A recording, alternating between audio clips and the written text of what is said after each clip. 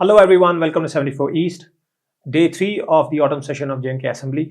और जैसा कि हमने प्रॉमिस किया है कि हर दिन हम आपके साथ जुड़ेंगे एक छोटा सा capsule which would be like rewinding and आपके साथ प्रेजेंट करेंगे कि पूरे दिन में क्या हुआ।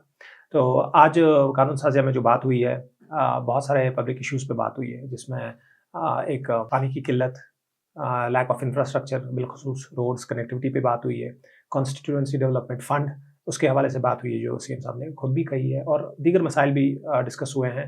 बट वो मुद्दे जिन पे सबसे ज़्यादा टाइम और सबसे ज़्यादा गहमा-गहमी रही, वो हमने अपने हिसाब से 4 डिसाइड किए हैं। उनमें से जो सबसे पहला है वो जो रॉटन मीट की एक कंट्रोवर्सी हुई थी कश्मीर में चंद माह कबल, उसके हवाले से डिस्कशन हुई है। दूसरी बात प्रिजनर्स के हवाले से हुई है, वो कश्मीरी प्रिजनर्स जो वादी से बाहर जेलों में इस वक्त बंद हैं, उनके हवाले से बात हुई है। सवाल क्या था, जवाब क्या दिया गया, वो डिस्कस करेंगे। तीसरी बात, एक एमएलए जो वहाँ पे हैं, उन्होंने आइडेंटिटी पॉलिटिक्स को लेकर एक कमेंट किया था, जिस पे थोड़ा-सा बैक एंड फोर्थ हुआ, वो डिस्कस करेंगे। और एक और चीज़ थी जो डिस्कस हुई है, वो लीफ माइनिंग के हवाले से, जो एक आप कहें कि एक लिविंग ऑर्गेनिज्म जो है प्लांट्स को ख़राब करता है, उस हवाले से, बिकॉज़ वो हॉर्टिकल्चर और एग्रीकल्चर को इस वक्त यहाँ पे नुकसान पहुँचा रहा है। तो ये 4 बुनियादी टॉपिक्स हम डिस्कस करेंगे। अज़ान, जी। एज़ ऑलवेज़ वेलकम जी, और बहुत थैंक यू। शुक्रिया। आई जस्ट रियलाइज़ कि आप अभी-अभी आए हैं वहाँ से, तो it was a hectic day. Yeah. But these 4 topics, that's what we have selected. So let's go one by one. The first thing जो हम डिस्कस करना चाहते हैं, दैट इज़ जो रॉटन मीट के हवाले से जो प्रॉब्लम हुई थी, उसके बारे में क्या जी, डिस्कशन हुआ? रॉटन मीट तो एक्चुअली आपको तो पता ही है कि इस समर में तो काफ़ी कुछ उसके हवाले से हुआ, बहुत सारा न्यूज़ में रहा। It has impacted lot of hotel industry, restaurant जो भी है, बिल्कुल। बहुत इम्पैक्ट रहे हैं। And it had become a very emotive issue also because ये सिर्फ मामला सिर्फ रॉटन मीट का नहीं था। There were questions about what kind of rotten meat it is, what kind of meat it is. तो उसके हवाले से आज असेंबली में ठीक-ठाक बातचीत हुई।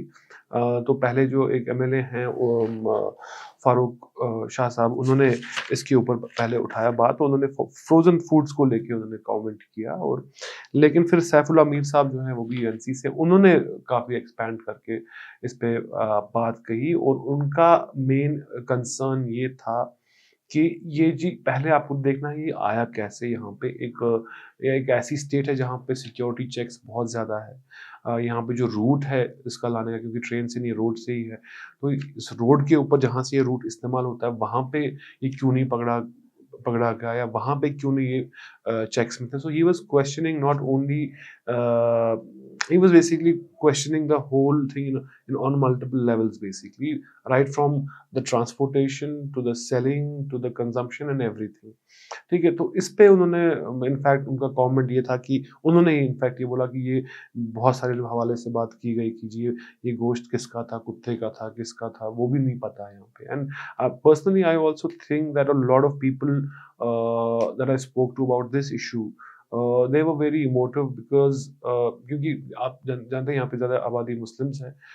तो एक तो हलाल और जो नॉन हलाल फूड का वो तो already the community is very टची about it, right. And तो वो उसके ये तो उसके वो हद तो बहुत पहले आ जाती है एक हिसाब एग्ज़ैक्टली। से। तो बहुत सारे लोग ये रेट्रोस्पेक्टिवली में देख रहे थे। I actually heard this interview about this one person who was saying that people who have passed away they have also eaten this, like he was worried about their afterlife, right। So definitely इस पे ये बात हुई, और details भी मांगी गई इसके अंदर कि कितना गोश्त पकड़ा गया, क्या हुआ। तो इस पे काफी देर तक ये चला। एंड आई थिंक दैट जितना भी इस गवर्नमेंट के पास पावर्स है, आई थिंक बिकॉज एक बार असेंबली के अंदर ये बात हो जाती है, so then definitely it has a cascading effect। So many people are hoping that there will be more checks and balances In the times to जी come. जी जी जी जी। Okay. So that covers the first thing. The second thing is about prisoners. Hmm. Sajad Lone sahab ने इस पे बात की, और हाँ, ये भी बहुत इम्पोर्टेंट इशू है। इनफैक्ट इस पे सबसे पहले एम वाई तारिक अमी जो CPIM communist party of India Marxist, उसके यहाँ पे चीफ है, एमएलए हैं, कुलगाम से मल्टीपल टाइम्स रहे हैं। So he spoke about prisoners, and he essentially was saying that the prisoners who have been outside Jammu and Kashmir, have been lodged in different jails across the country, they should be brought back, and there are multiple reasons इसके लिए. कुछ लोगों का health का reasons है, कुछ लोग they are quite poor and the families basically, and they're not able to travel that far as well, right? So there are multiple factors इसके अंदर जो उन्होंने put forth किए और बोला कि जी ये ठीक नहीं है. But because सारेगामी साहब is actually known for as I said yesterday also कि वो डिटेल में बात करते तो डिटेल में बात की.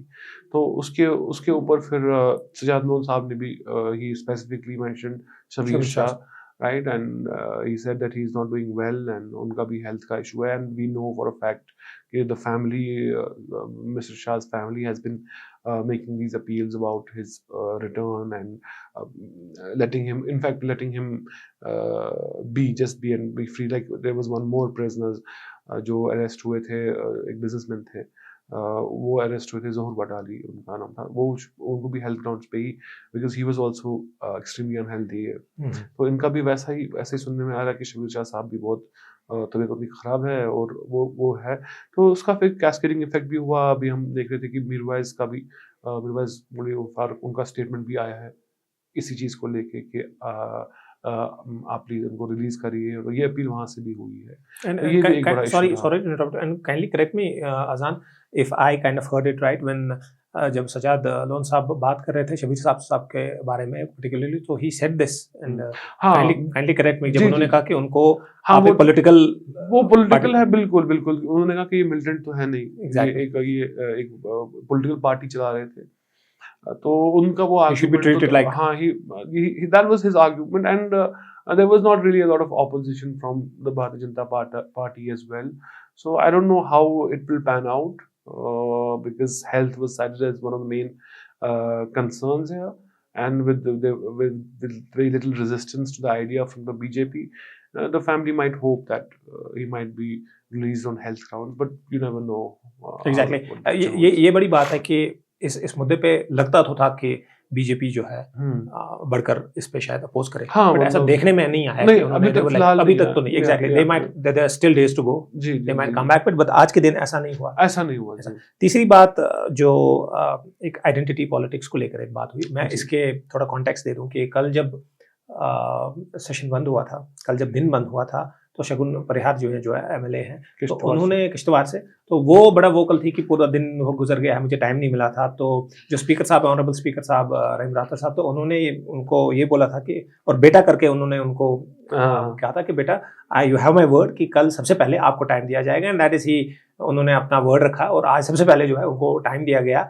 तो वो एक कंट्रोवर्सी जो स्टार्ट में ही हुई थी, तो जरा उसका वो बता दीजिए. आई थिंक रहीम राठौर साहब काफी जब उन्होंने ये बताया, क्योंकि वो I think she is one of the youngest legislators there, तो एक हिसाब से मान लीजिए फादरली टोन थी उनकी आवाज में कि आपको कल आपका पहला नंबर होगा बात करने का. और he was very, but in fact जब उन्होंने कमेंट बोला तो बीजेपी, एनसी, सारे पार्टी वाले वो हंसी रहे थे उस टाइम पे, इंक्लूडिंग द एमएलए आल्सो. तो बट आज जब उन्हें कमेंट हुआ, it was I think, see, the discussion that she wanted to have was on stretch of roads in Kishtwar जो उनके हिसाब से बने नहीं है, but she added to it कि उस एरिया में उन्होंने कहा कि वो एरिया जो ओली रोड, उन्होंने कहा कि वो जो नहीं बन रहा है क्योंकि वहाँ पे लोग हिंदू हैं, क्योंकि वहाँ पे लोग नेशनलिस्ट, राष्ट्रवादी. Exactly. That's what got everybody involved in this. That is what got involved, but she did not stop there. Then when she was called out for it, उन्होंने फिर बोला कि पीडीपी वालों ने कल जब बताया था वो हिंदू मुस्लिम कर रहे थे, तो उनको किसी ने बोला, तो पीडीपी ने कल कुछ कमेंट्स करे थे अबाउट वक्फ लैंड कि मुस्लिम लैंड्स के ऊपर डेमोलिशंस हो रहे हैं, और जो भी उनका ये रहा है, they have been saying that. So, but that was in the context of what the bill that they were trying to present, right? Wahid Para unsuccessfully tried to present the bill. तो उस context में उन्होंने कहा था, but any how BJP का ये कहना था कि ये अनकॉल्ड कमेंट्स थे. कल इनको किसी ने बोला मुझे क्यों बोल रहे हैं यहाँ पे, तो फिर उस टाइम पे कुछ पॉलिटिशियंस जो थे, पीडीपी और पीसी ने ज्यादा बात नहीं. आई नोटिस ना पीडीपी की तरफ से कुछ प्रोटेस्ट हुआ इसमें, ना पीसी की तरफ से, तो मोस्टली कांग्रेस और एनसी एंड सम इंडिपेंडेंट जो थे, तो कांग्रेस की तरफ से भी उनको ये आ रहे थे। तो then Shagun was telling her कि आपने कश्मीरी पंडित को मारा है आपने, तो वो काफी प्रोवोकेटिव थी, तो वो उतना ही है। इवेंचुअली फिर सुरेंद्र चौधरी पहले मिनिस्टर, हाँ सुरेंद्र चौधरी फिर आए और उन्होंने उनको बोला कि ये मतलब he gave a kind of a lecture on this thing कि नहीं यहाँ पे जितनी सैक्रिफाइस मुस्लिम्स की है उतनी हिंदुओं की है, ये है वो है। उन्होंने थोड़ा पैसिफाई किया। तो उस बीच उसके बाद स्पीकर साहब आ गए, उन्होंने फिर बोला कि आपको बहुत दूर जाना है, आप इतने कंट्रोवर्शियल चीजें क्यों बोल रहे हो, मुझे समझ नहीं आ रही है वो वगैरह। But what was very interesting to me was that जब वो बार बार जब उठ रही थी, जब कोई भी कुछ बोलता वो she was getting back and she was trying to talk back. उस टाइम पे जो बहुत सारे बीजेपी के लीडर्स हैं, senior leaders, they were trying to pacify her. वो बोल रहे थे कि नहीं हो गया, अब लेट्स मूव, ये हो गया भी है। तो that was very interesting to for me because generally rhetoric उनको रखते हैं बाहर, एग्जैक्टली लेकिन वहां पे वो बोल रहे थे कि नहीं यार बस ये हो गया। एक्चुअली उन्होंने ही फिर इवेंचुअली उसको फिर चुप कराया एक हिसाब से। Okay. तो very interesting to see what is happening. ये डायनेमिक्स भी ना बड़ी इंपॉर्टेंट होती है समझने की कि कौन बिल्कुल जैसे जब वो पहले बात कर रही थी व्हेन शी वाज गिवन, जितना मुझे याद है एट दैट टाइम बीजेपी वो जस्ट वो ना बड़े आराम सुन रहे थे, दे वर नॉट डूइंग एनीथिंग। जैसा आपने कहा कि एनसी और कांग्रेस ही था जो थोड़ा बैक एंड फोर्थ कर रहा था, but it was in the stint जब वो बार बार फिर उठ रही थी, तो तब ये हुआ कि बीजेपी वालों ने उन्होंने बीच में बात की। लेकिन देखिए इसमें डायनामिक्स बहुत ये होता है क्योंकि बहुत सारे जो लॉ मेकर्स होते हैं उनके अपने मुद्दे भी होते हैं, कॉन्स्टिट्यूंसी के मुद्दे, वो जो पूछना चाहते हैं मिनिस्टर्स को। तो हाँ of course they would want, जब उनका आइडियोलॉजिकल बात है तो ये, बट इवेंचुअली जब वो काम करने आए हैं वहां पे, जब वो वापस जाएंगे तो उनके जो कॉन्स्टिट्यूएंट्स है वो पूछेंगे ना कि आपने इसके बारे में बात नहीं की। फॉर एग्जांपल आज डिबेट जब शुरू हुआ, a good time was spent on the fact that the parks in Jammu are in extremely bad shape. और जहाँ तक if I'm not mistaken, I think MLA Arvind Gupta जी है, उन्होंने इसके ऊपर शुरू किया बात करना कि वहाँ पे पार्क्स की हालत बहुत खराब है। And he was talking about how the Jammu municipal corporation, the pH, उनकी बेसिकली उनके रोल्स के बारे में बात कर रहे थे। तो good amount of time went into that. तो which is good which should happen। बिल्कुल, मतलब इसका मतलब ये ना कि वहां पे वो उनके कॉन्स्टिट्यूएंट जिन्होंने वोट डाले उन्होंने उसके बारे में बोला है उनको आप जी बात करिए, ये वहां पे मुद्दे हैं, तो तभी यहाँ पे हाँ मौजूद बहस ले। हाँ तो फिर उसके बाद one more interesting thing which I really, yes it was Arvind Gupta ji.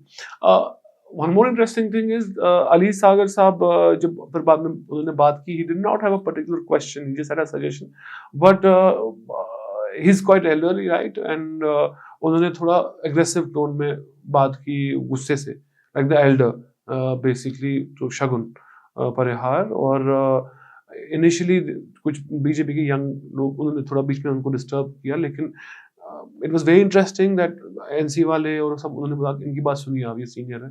And then the BJP guys also were listening कि ये बड़े हैं बेसिकली। तो ये छोटी मोटी चीज है, इट्स नॉट लाइक ऐसा तो नहीं है कि we are trying to humanise them और वो अच्छे हैं वो बुरे हैं, बट मैं कह रहा हूँ these are the dynamics that we see, बिल्कुल सामने देखते हैं।